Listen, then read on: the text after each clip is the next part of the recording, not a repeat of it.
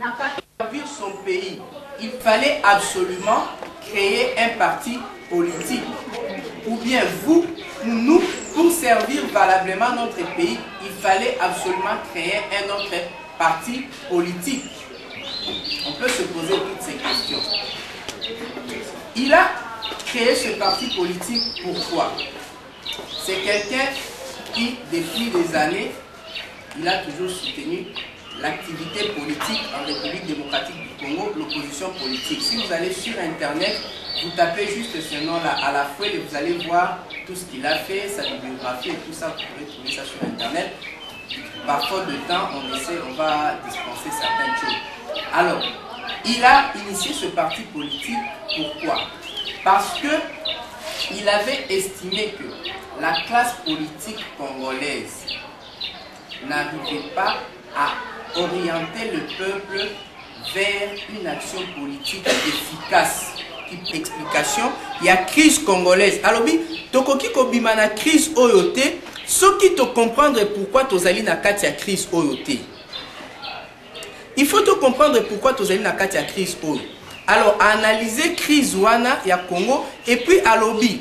Na 1992 face à l'activité oyo ezali ko salama awa, alobi, il y a deux erreurs que opposition politique congolaise, la vraie, alobi la vraie, assumez bien la vraie parce que tu sais qu'il y a une opposition qui est toujours créée par le pouvoir dans tous les États, dans toutes les dictatures du monde. Opposition congolaise, il faut éviter qu'on commette des erreurs. Première erreur, ezalaki nini. C'est-à-dire, il y a qu'à penser que M. Mobutu, le président Mobutu, a kokaki facilement posséder pouvoir sans à se sentir réellement menacé. Na pouvoir nae, a kokaki kotika pouvoir. Puisque Azali, race yaba kondi oyo, batika ka pouvoir facilement, te ceux qui va se sentir menacé. A koluka toujours à corrompre opposition, à kenabango de négociation en négociation, à gagner temps, ti bamboula na bamboula.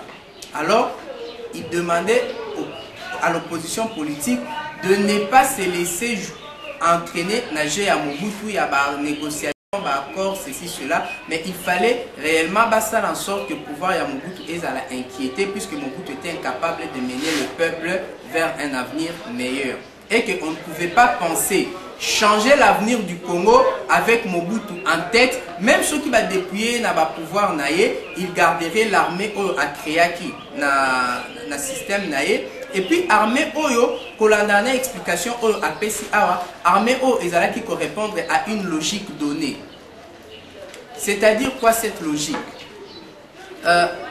Banda boyebi bien avant 1885, Mboka na biso ezalaki convoité par bamboka étranger à cause de la richesse oyo eza na kati ya mboka na biso. C'est l'une des raisons fondamentales au militaire qui n'a organisation à conférence il y a 1885, conférence de Berlin. Quand il y a conférence, on a sorti bien l'une des plus grandes résolutions au Babimi. Congo démocratique. Dans notre pays, 50 000 $ représentent beaucoup. C'est vraiment une richesse. Si je peux me permettre de le dire ainsi. Je veux me dire où avez-vous trouvé les 50 000 $ pour verser comme caution non remboursable pour les élections? Je vais vous dire, non, d'abord il faudrait que je précise un concept que vous avez. 50 000 $, je ne sais pas quelle idée vous avez de la richesse. La richesse, ce n'est pas le fait, je n'ai pas parlé d'avoir beaucoup d'argent. Et même le concept de beaucoup est relatif.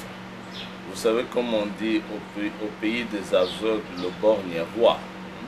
Celui qui n'a qu'un œil, quand il est au pays des aveugles, il est le seigneur.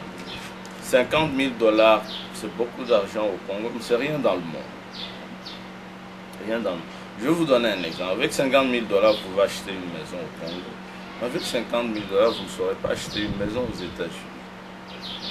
Donc, quand je parle de devenir riche, et je crois que même, je ne considérerais pas quelqu'un qui a 50 000 $ au Congo comme étant riche. La richesse veut dire l'accumulation du travail, une accumulation importante du travail qui peut permettre à quelqu'un de vivre convenablement et même à la génération suivante de vivre convenablement sans pouvoir travailler. C'est ça la richesse. Je dis, si je devais la définir objectivement.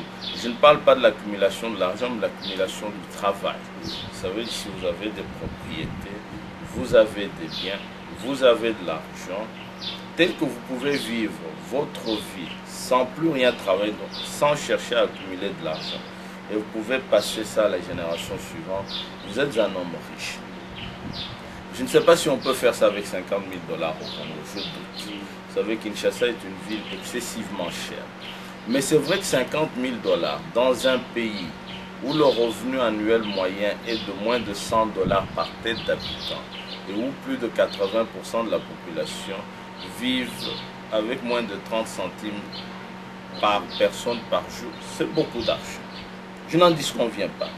Et c'est pour ça que j'ai dénoncé ces cautions tout à fait abusives et arbitraires, qui ne sont de cours nulle part dans le monde. Parce que je viens vous dire que 50 000 $, ce n'est pas beaucoup d'argent aux États-Unis d'Amérique. Je m'excuse de parler souvent des États-Unis, je ne veux pas offenser les autres sociétés, je vous dirais même 50 000 $, c'est beaucoup d'argent en Europe, mais ce n'est pas une richesse.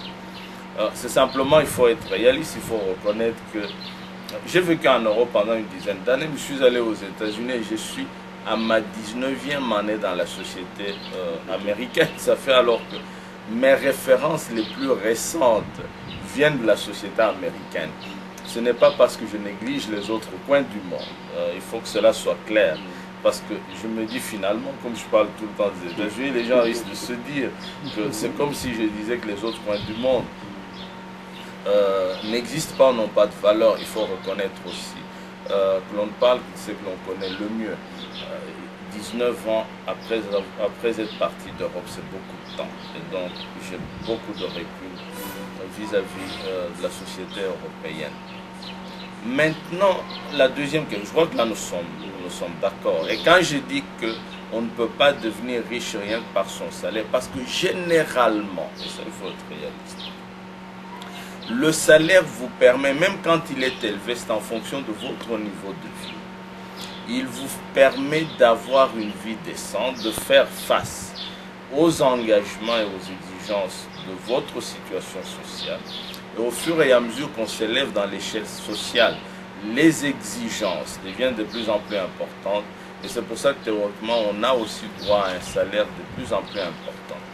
Mais si vous prenez ce salaire-là, vous faites réellement face aux exigences de votre situation sociale, vous n'allez pas devenir riche avec ça. Ça veut dire, vous n'allez pas accumuler de l'argent au point de cesser de travailler, de vivre convenablement et de passer ça à la génération suivante.